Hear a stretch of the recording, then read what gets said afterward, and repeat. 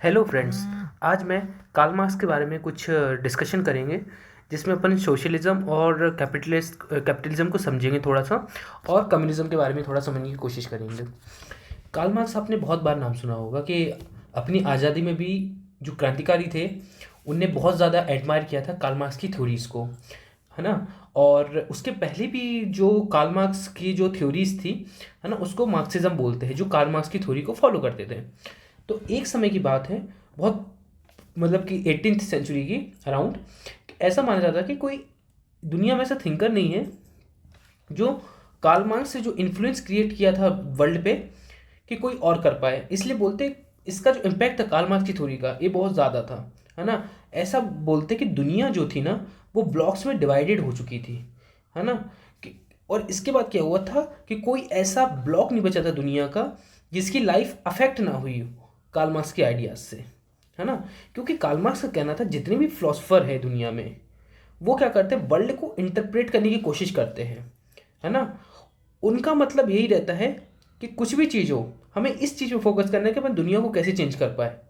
Marks अपनी theory को बोलते थे प्रैक्सिस, है ना। मार्क्स की जो थ्योरी होती थी उसको अपन प्रैक्सिस बोलते थे। प्रैक्सिस का मतलब होता है कॉम्बिनेशन, किस चीज़ का, थ्योरी प्लस एक्शन का कॉम्बिनेशन होना चाहिए, है ना। एक्शन क्या, जो अपन करेंगे, और थ्योरी जो थ्योरेटिकली लिखी रहती है कहीं पर, ठीक ना, कुछ ऐसे नॉर्म्स रहते हैं, कंडीशंस रहती है, वो जो लिखी रहती है। तो मार्क्स की थ्योरी इसी पे बेस रहती है ना। लेकिन एक्शन मतलब हो कि हम कौन सा स्टेप ले रहे हैं आगे, है ना। तो इसके बाद क्या होता है कि जो इसके जो एक्शंस थे वो उसकी थ्योरी पर बेस्ड थे। क्यों? क्योंकि जो कार्ल मार्क्स सोचता था वो एक इंटेलेक्चुअल अंडरस्टैंडिंग की वे था एक, जिससे जो थ्योरी थी कार्ल मार्क्स की, उसको ऐसे बोलते थे कि इसकी जो थ्योरी का जो पर्पस है ना, कि वो बता सके कि एक्शन किस तरीके से लेना है ना। उसके बाद क्या होता है, जो सबसे पहले वो पता रहता है कि 1857 में इंडिया में जो आज़ादी का वो हुआ था, वो 1857 का जो रिवोल्ट था आज़ादी के लिए, वो फेल हो गया था, क्योंकि अपन को एक अंडरस्टैंडिंग डेवलप नहीं हुई थी कि एक्चुअली में जो ब्रिटिश कॉलोनी इंडिया को बना है वो किस वे में बना है। क्योंकि बिफोर 87 के पहले क्या था, इन लोग को एक ही मोटो था कि अल्टीमेट इनको ट्रेड करना है इंडिया के साथ, है ना। और इनको मतलब कि ये नहीं सोचा था कि हम इंडिया पे राज करेंगे, है ना, इंडिया पे शासन करेंगे। तो इंडिया पे रूल करना इनको 1857 के बाद आइडिया आया, लेकिन 1857 के पहले उनका यही मोटो था कि हम यहाँ पर प्रॉफिट मेकिंग कंपनी बनाएंगे, और जो यहाँ का प्रॉफिट इंग्लैंड ले जाएगा, ठीक ना। ऐसा सिचुएशन था उस टाइम का। तो कार्ल मार्क्स जो था, कार्ल मार्क्स बिलोंग करता है सोशलिज्म स्कूल को। क्या होता है, जो इंटरनेशनल लेवल पे कुछ ऐसी फिलोसफी है जिनको अपन स्कूल से कंसीडर करते हैं, है ना। कोई कैपिटलिज्म स्कूल को बिलोंग करते हैं क्योंकि स्कॉलर्स रहते हैं, तो एक पर्टिकुलर थ्योरी, पर्टिकुलर आइडियोलॉजी रहती है उन स्कॉलर्स की। तो वो स्कॉलर्स क्या होते हैं, हर एक स्कूल को बिलोंग करते हैं, है ना। जैसे कि पर्टिकुलर स्कूल को बिलोंग करती है, सोशलिज्म बोलते हैं। तो कार्ल मार्क्स जो है वो सोशलिज्म वाली स्कूल से बिलोंग करता था। सोशलिज्म जो होता है वो एक तरीका कैपिटलिज्म समझ लो आप। एक कैपिटलिज्म जो होती है ना, सोशलिज्म को ऐसे समझिए, एक कैपिटलिज्म की एक फिलॉसफी है मॉडर्न टाइप की, है ना, जो कि ओरिजिनेट हुई थी वेस्ट से। हालांकि इनका मतलब अलग है ना, लेकिन ये थ्योरी को अपन इसको लिंक करके बता रहे हैं। क्योंकि क्या होता है, जितनी भी फिलोसफर है ना, वो एक आइडियोलॉजी उनकी रहती है जो रिफ्लेक्ट करता है कि वो पर्टिकुलर क्लास को बिलोंग करती है या फिर उनमें इंटरेस्ट रखते हैं। जैसे लिबरलिज्म जो है, उदारवाद, वो क्या है, एक पॉलिटिकल फिलॉसफी है, लेकिन कहाँ की है, वो कैपिटलिस्ट क्लास की है। कैपिटलिस्ट क्लास की फिलॉसफी है। क्या होता है, वेस्टर्न कंट्रीज में कैपिटलिस्ट बहुत ज़्यादा है। कैपिटलिस्ट का अल्टीमेट एम होता है प्रॉफिट, है ना, प्रॉफिट को मैक्सिमाइजेशन करना। तो कैपिटलिस्ट क्लास जो होती है, कैपिटलिज्म लोग, वो बहुत ज़्यादा एक्सट्रीमली एक्सप्लॉयटेटिव होते हैं। तो कार्ल मार्क्स चाहते थे कि अपन जो एक्सप्लॉयट कर रहे हैं ना पुअर लोगों को, उन पर चेक रखा जाए, उनके ऊपर नज़र रखी जाए। तो सोशलिज्म का ही मतलब यही है कि प्रिवेंट करे अपन, मतलब रोके, है ना, प्रिवेंट करे कि जो एक्सप्लॉयटेशन है ना पुअर का, उसमें कमी आए और ख़त्म हो, और अपन उनको एक डिग्निटी वाली लाइफ प्रोवाइड कर पाए। ये अल्टीमेट एम होता है सोशलिज्म का। सोशलिज्म को ऐसी भी अपन समझते हैं कि एक इकोनॉमिक डॉक्ट्रिन होती है ना। क्योंकि इस ये सजेस्ट करता है ये अल्टरनेट हो सकता है कैपिटलिज्म का। क्यों? क्योंकि कैपिटलिज्म जो होता है वो एक मोड ऑफ प्रोडक्शन होता है ना, मोड ऑफ प्रोडक्शन। इसको अपन बोलते हैं कि डेफिनेट फॉर्म होता है अपनी लाइफ लाइफ को एक्सप्रेस करने का। और इंडिविजुअल जो होते हैं ना वो अपनी लाइफ को एक्सप्रेस करते हैं, है ना, इस मोड से या किसी वे में। तो क्या होता है, जो कैपिटलिज्म का अल्टीमेट एम रहता है प्राइवेट ओनरशिप। जो प्राइवेट ओनरशिप मतलब रहते हैं कि उनके पास एक, कुछ भी मान लो कि उनके पास एक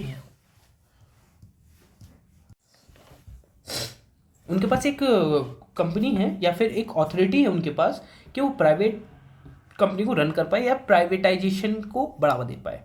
मतलब अल्टीमेट एम रहता है कि प्रॉफिट वाले लोग रहते हैं सोसाइटी में, वही रन करते हैं सोसाइटी को, ऐसा इसमें समझ सकते हो। इनका अल्टीमेट होता है प्रॉफिट को मैक्सिमाइज करना, है ना। क्योंकि कैपिटलिज्म का जो जो कैपिटलिज्म क्या होता है, जो प्रोडक्शन होता है ना, उसका मतलब ही रहता है ग्रीड का प्रोडक्शन करना चाहिए। मतलब कि जैसे कोई चीज़ प्रोड्यूस हो रही है तो उसमें ज़रूरत के हिसाब से नहीं करते वो लोग, कैपिटलिस्ट लोग। उनका अल्टीमेट एम होता है कि उनका ग्रीड बहुत ज़्यादा रहती है, उनको भूख बहुत ज़्यादा रहती है प्रॉफिट की, है ना। तो इससे क्या होता है, there is enough for need but not enough for greed, ऐसा अपन बोलते हैं, है ना। क्योंकि जो प्रॉफिट वो जो कमाते हैं ना वो शेयर नहीं करते हैं किसके साथ, पुअर लोग के साथ, कैपिटलिस्ट लोग में। जितना सपोज कंपनी, जैसे कोई चीज़ प्रोड्यूस होती है किसी कंपनी में 100, तो वो क्या करते हैं 100 रुपीज़ पूरा जो है वो कैपिटलिस्ट लोग के पॉकेट में जाएगा, इसमें से इसको शेयर नहीं मिलेगा, है ना। क्योंकि और नेक्स्ट टाइम अगर 120 रुपये का प्रॉफिट हो रहा तो ए भी कैपिटलिस्ट के अकाउंट में जाएगा इसमें। जबकि यहाँ पर पुअर लोगों ने, जो वर्कर क्लास है, उन लोगों ने यहाँ पे एक्स्ट्रा एफर्ट करके 120 रुपये का प्रॉफिट जनरेट करवाया कंपनी के लिए, बट इसमें इनका शेयर नहीं जाएगा, एक्सप्लॉइट कर रहे हैं इनके जो वर्कर्स को कैपिटलिस्ट लोग, है ना। ये पूरा जो रहेगा ये कंपनी के पास जाएगा या फिर कोई प्राइवेट ओनरशिप के पास जाएगा, ठीक ना। इससे क्या होता है, जो लार्ज नंबर ऑफ पीपल रहते हैं ना वो एक इन ह्यूमन कंडीशन पर रहते हैं, है ना। और जो इसका जो वर्ल्ड ने, इसका जो सबसे ज़्यादा कॉन्सिक्वेंस रहता है, सबसे ख़राब कॉन्सिक्वेंस रहता है कि इसमें वो डी ह्यूमनाइज हो जाते हैं मैन, है ना, डी ह्यूमनाइज हो जाते हैं मैन। ये क्या करता है, मैन को मशीन में कन्वर्ट करने की कोशिश करते हैं कैपिटलिस्ट लोग, है ना। और ये सबसे ज़्यादा वर्स्ट सफरर रहते कैपिटलिस्ट में कौन, जो पुअर रहते हैं, पुअर पीपल रहते हैं, जो कॉलोनीज में रहते थे। जैसे ब्रिटिश एक लीडर था, सुपर पावर था बिफोर वर्ल्ड वॉर 1, है ना। लेकिन ब्रिटिश ने बहुत सारी कॉलोनी को अपने कब्जे में कर लिया था। कॉलोनी क्या होते हैं, जो कंट्री को वो गुलाम बनाए हुए थे, जहाँ पे वो राज करते थे। तो यहाँ से जो सबसे ज़्यादा लोग, जो पुअर कैटेगरी के लोग थे, वो सबसे ज़्यादा एक्सप्लॉइट होते थे, है ना। क्योंकि प्राइवेट ओनरशिप ब्रिटिश के पास थी, एक्सप्लॉइट यहाँ से कर रहे थे। जैसे बोलते थे कि यहाँ पे रॉ मटेरियल वगैरह यहाँ से इंडिया से ले जाते थे और फिनिश प्रोडक्ट इंग्लैंड से आता था, है ना। सॉरी, रॉ मटेरियल इंडिया का होता था, फिनिश प्रोडक्ट इंग्लैंड का होता था और डंप कर देते इंडिया में, ठीक है ना। तो यहाँ से इंडिया का एक शोषण हो रहा था यहाँ के लोगों का, इस वजह से इतने सारे रिवोल्ट हुए इंडिया में। तो फिर अपन का सोशलिज्म का पर्पस पढ़ते हैं। कैपिटलिस्ट का तो पढ़ लिया कि किसमें क्या होता है। सोशलिज्म में क्या होता है, सोशलिस्ट जो होते हैं, अपन ऐसे सोशलिस्ट की तरफ से ऐसे बोला जाए, अकॉर्डिंग टू सोशलिस्ट, जो मॉडर्न इंडस्ट्रियल सोसाइटी रहते हैं ना, वो चाहते हैं नीड, मतलब कि वो नहीं चाहते कैपिटलिस्ट मोड ऑफ प्रोडक्शन का, है ना। वो चाहते हैं कि सोशलिज्म होना चाहिए, है ना। वो कैपिटलिस्ट मोड ऑफ प्रोडक्शन नहीं चाहते हैं कि सिर्फ प्राइवेट के हाथों में ही ओनरशिप रहे चीज़ों की। वो चाहते हैं सोशलिज्म आना चाहिए। सोशलिज्म का अल्टीमेट होता है कि सोशल ओनरशिप। पहली कैपिटलिस्ट में किसके पास ओनरशिप थी, कैपिटलिस्ट में थी प्राइवेट लोग के पास। सोशल ओनरशिप किसके पास है, सोसाइटी के जो लोग रहते हैं। मीन ऑफ प्रोडक्शन जो है, mode of production, mean of production, है ना, वो सोशल ओनरशिप होना चाहिए कि सब समाज में सबका अधिकार होना चाहिए, है ना, इस चीज़ में। और प्रोडक्शन जो है नीड के अकॉर्डिंग होना चाहिए, ग्रीड के अकॉर्डिंग नहीं होना चाहिए। तो जो कैपिटलिस्ट लोग थे ना,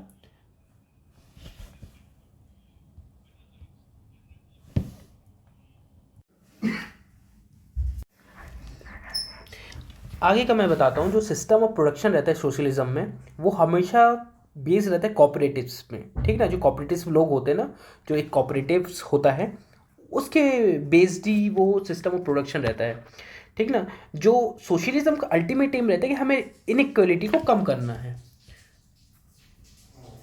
और इनइक्वालिटी जो बहुत ज़्यादा ही है आज की दुनिया में आप देखा जाए तो, और उस टाइम भी बहुत ज़्यादा थी।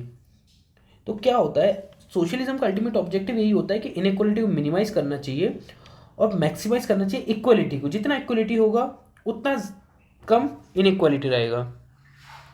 तो जो इक्वलिटी ही मतलब मेन वैल्यू रहती है सोशलिज्म की। अपने कॉन्स्टिट्यूशन में भी जो डीपीएसपी है, article under constitution article 39 B and C, वो बताता है कि मिनिमाइज करना चाहिए inequality of wealth and income को। मार्क्स जो था, अपन ऐसा बोल सकते हैं क्या मार्क्स जो था ओरिजिनेटर था सोशलिज्म का? नहीं, ऐसा नहीं बोल सकते। क्यों? क्योंकि मार्क्स के पहले भी कई बहुत ज़्यादा सोशलिस्ट लोग आए थे। मार्क्स को अपन बोल सकते हैं कि अर्लियर सोशलिस्ट को जो मार्क्स है ना, वो यूटोपियन बोलता था। जो कार्ल मार्क्स थे वो बोलते थे कि जो अर्लीस्ट सोशलिस्ट लोग थे वो यूटोपियन थे। यूटोपियन मतलब इमेजिनेबल, ख्यालों में रहते थे वो, है ना। इसलिए और उसके हिसाब से, कार्ल मार्क्स के हिसाब से जो सोशलिज्म होना चाहिए वो एक साइंटिफिक होना चाहिए, साइंस का इंक्लूजन होना चाहिए सोशलिज्म में, है ना। ये बोलता है मार्क्स का सोशलिज्म। बट ये पॉसिबल नहीं है। क्यों? क्योंकि कोई रियल साइंटिफिक सोशलिज्म है ही नहीं। और ऐसा माना जाता है कि जो ओरिजिन है सोशलिस्ट का वो वेस्ट से आता है, ठीक ना। जो वेस्टर्न कंट्री थी ना दुनिया की, वहाँ से सोशलिज्म का जन्म होता है। जो पुराने आइडियाज थे सोशलिज्म के, वो वेस्टर्न वर्ल्ड पे ही डिपेंड करते थे। और देखा जाए तो सबसे पहले जो सोशलिज्म का आइडिया, ऐसा अपन बोल सकते हैं कि फ्रेंच रेवोल्यूशन से आया था, जिसमें ऐसा बोला गया फ्रेटर्निटी इक्वलिटी पे ज़्यादा जोर दिया गया था, एंड लिबर्टी पे। बट फ्रेंच रेवोल्यूशन ऐसा मानते कि वहाँ पर कुछ ऐसे सोशलिस्ट थे बट वो फेल हो गए थे सोशलिज्म लाने में। कहाँ पर? फ्रांस में। क्यों? क्योंकि मेन रीज़न वहाँ पर ये था क्योंकि उनको एक चीज़ का बोल सकते अंडरस्टैंडिंग नहीं डेवलप हुई थी। फिर क्या होता है बाद में, क्या होता है सोशलिज्म में, कि इसने ब्रिटेन में बहुत ज़्यादा आगे बढ़े ये लोग। क्योंकि क्या होता है वहाँ पे सबसे ज़्यादा इंडस्ट्री जो थी वो एडवांस हो चुकी थी, है ना। वहाँ पे ही से इंडस्ट्रियल रेवोल्यूशन स्टार्ट हुआ था। तो ब्रिटेन, क्योंकि ब्रिटेन में रॉबर्ट ओवन करके एक बहुत बड़े सोशलिस्ट जो थे उनने जन्म लिया, जिसको फादर ऑफ कोऑपरेटिव मूवमेंट भी बोलते। किसको? रॉबर्ट ओवन को, जो ब्रिटेन के एक सोशलिस्ट थे, है ना। तो इससे क्या होता है, जो अदर सोशलिस्ट थे, प्रोमिनेंट सोशलिस्ट लोग थे मार्क्स के पहले, उसमें कौन कौन था? चार्ल्स फोरियर भी थे। इन लोगों ने सोशलिज्म पे बहुत ज़्यादा जिक्र किया। ये मार्क्स के पहले के लोग थे। मार्क्स बोलते थे ना कि जो पहले के सोशलिस्ट लोग थे वो यूटोपियन थे। मेन रीज़न उनका था कि उनको एक मतलब साइंटिफिक अंडरस्टैंडिंग नहीं थी कैपिटलिज्म की। एक पॉइंट ये था। और दूसरा था कि उनको जो है ना एक पूरा प्रोसेस, मतलब थ्योरेटिकल प्रोसेस से भी वो लैक कर रहे थे कि एक्चुअली सोशलिज्म को आगे कैसे बढ़ाया जाए, क्या बेसिस होना चाहिए, उससे भी वो लोग बहुत ज़्यादा लैक करते थे। क्योंकि हम ऐसा मानते कार्ल मार्क्स के अकॉर्डिंग कि जो वायलेंस होता है ना, उसका एक स्टेटमेंट कॉलेज का कि जो वायलेंस होता है वो मिडवाइफ होता है चेंज का। Violence is the midwife of change. क्यों? क्योंकि उसने ऐसा बोला कि किसी भी चीज़ का जन्म नहीं हो सकता बिना खून के। There has been no birth without blood, no birth without blood, ऐसा कार्ल मार्क्स का मानना था। क्योंकि उसका ऐसा ही मानना था कि कहीं पॉसिबल ही नहीं है कि बिना वायलेंस के शांति को जन्म दे सके, है ना, कि दुनिया में शांति ला सकते, पीस हो सके। वायलेंस करना बहुत ज़रूरी है, ब्लडी रेवोल्यूशन होना बहुत ज़रूरी है, ऐसे कार्ल मार्क्स के विचार थे। तो क्या होता है, जो बोलते हैं जो कम्युनिस्ट रेवोल्यूशन जो था उसको अपन रेड रेवोल्यूशन भी बोलते हैं, है ना। क्योंकि कोल्ड वॉर के टाइम क्या हो रहा था कि इस चीज़ को जो सोवियत यूनियन सपोर्ट कर रहा था, है ना। और मार्क्सिस्ट का सोशलिज्म ही कम्युनिज्म कहलाता है। ऐसा बोलते हैं कि मार्क्सिस्ट सोशलिज्म ही को अपन कम्युनिज्म बोलते हैं, कम्युनिज्म। अब गांधी और मार्क्स के सोशलिज्म में क्या डिफरेंस है? जो मार्क्स का सोशलिज्म था वो वायलेंट बहुत ज़्यादा था। उसका अल्टीमेट एम था कि कम्युनिज्म को आना चाहिए। अब कम्युनिज्म क्या होता है? कम्युनिज्म होता है एक स्टेटलेस सोसाइटी और क्लासलेस सोसाइटी। मतलब कि वहाँ स्टेट का कोई रोल नहीं रहेगा, क्लास का कोई रोल नहीं रहेगा, सब एक समान रहेंगे वहाँ पर, है ना। तो वहाँ पर कोई प्राइवेट ओनरशिप नहीं रहेगी, सबकी कॉमन ओनरशिप रहेगी। कैसे? कुछ भी चीज़ हो सबका उसमें अधिकार होगा, कोई ऐसे नहीं बोल सकते ये मेरा है। वहाँ पर कोई स्टेट नहीं होगा। ऐसे कार्ल मार्क्स ने अपने सोशलिज्म के विचार दिए थे, सॉरी कम्युनिज्म के विचार दिए थे। जो मार्क्स का कम्युनिज्म था ना, वो बहुत सिमिलर था गांधी के स्वराज से, क्योंकि दोनों में समानता बहुत थी, बट उनने मतलब और अप्रोच दूसरा दिया। गांधी जी हमेशा प्रेफर करते नॉन वायलेंस को, लेकिन मार्क्स हमेशा प्रेफर करते थे वायलेंस को। तो जो पॉलिटिकल आइडियोलॉजी थी कार्ल मार्क्स की, उसको मार्क्सिज्म बोलते हैं। क्यों? क्योंकि मार्क्सिज्म का अल्टीमेट एम ये था कि हम कम्युनिज्म को ले पाए, कम्युनिज्म को हम दुनिया में ला पाए। मार्क्सिस्ट सपोर्ट नहीं करता था स्टेट को, क्योंकि वो मानता था कि जो स्टेट है ना, वो इंस्ट्रूमेंट है कैपिटलिस्ट क्लास का। अगर स्टेट के पास पावर रही तो कैपिटलिस्ट लोग, कैपिटल क्लास के लोग उसको हथिया लेंगे, और वो एक इंस्ट्रूमेंट है उनके काम करने के लिए। कैपिटलिस्ट लोगों को काम करने के लिए स्टेट का सपोर्ट होना बहुत ज़रूरी है। अगर स्टेट उन पर रिस्ट्रिक्शन नहीं लगाते हैं, क्यों? क्योंकि स्टेट को वो प्रॉफिट देते हैं, है ना। बट कैपिटलिस्ट लोग वर्कर को प्रॉफिट नहीं देते हैं, अपने से शेयर नहीं करते हैं। जो कार्ल मार्क्स बोलता था, ऐसे कि आप पे वर्कर जो है, इतना ज़्यादा अत्याचार हो रहा है दुनिया में, इतना एक्सप्लॉइट हो रहे हो आप लोग, आपके पास खोने के लिए कुछ नहीं लेकिन पाने के लिए बहुत ज़्यादा है। तो पूरे वर्कर को, जो दुनिया के हैं, जो एक्सप्लॉइटेटिव लोग हैं, उनको एक साथ आना चाहिए। वर्ल्ड मतलब कि जो वर्कर ही वर्ल्ड को यूनाइट कर सकते हैं, क्योंकि आपके पास खोने के लिए कुछ नहीं है एक्सेप्ट आपका रिलीजन और नेशन ही है आपके पास, कि जिसमें आप थोड़ा लूज हो सकते हो, लेकिन आपके जीतने के चांसेस ज़्यादा हैं अगर आप एक साथ आते हैं तो। ये है basic understanding of capitalist, socialism and communism. And इसके आगे भी मैं बताऊंगा कार्ल मार्क्स की थ्योरी। इस जस्ट बेसिक इंट्रोडक्शन था। So thank you very much.